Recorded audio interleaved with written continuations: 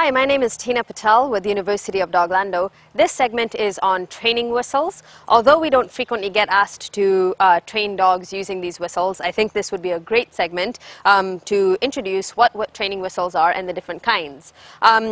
Definitely do your research to find out the different types of whistles there are. They do make them out of metal, plastic, rubber. They vary in frequency, so depending on the type of work you want to do, what your dog would be most responsive to, you want to try and test different things out. And believe it or not, as crazy as I think this is, even iPhone or the Apple iPhone has a whistle application on it, a free one that you can download and use as well.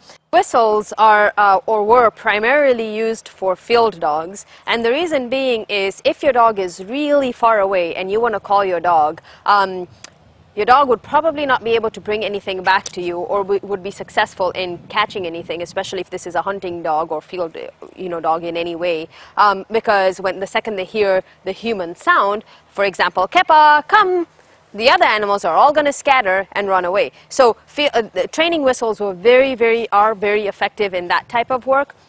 But the reason why they're also very effective in even training is because they produce a sharp, clear, consistent sound all the time, versus the human tone tends to deviate a lot depending on how you're feeling, your emotions, your frustration, or whatever. The whistle can be very good for handlers like that. I'll show you a simple thing that might be a cool trick for some of you to teach your dogs. Basically, you would use that as a verbal cue. In my case, I'm going to teach my dog one short whistle means to sit. And so basically what I'll do, he already knows how to sit, so you want to make sure your dog knows how to sit first. And if they know how to sit using a hand signal, before I give them the hand signal, I'm going to make that one short whistle and then follow it through with a hand signal. So I practiced this a few times and I think he's already got the hang of it, but we'll see.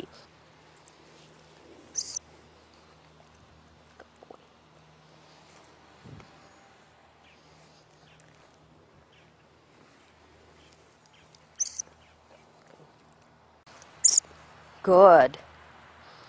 So as you can see, Kepa's already getting the hang of as I take a step back. Oh, that was very good.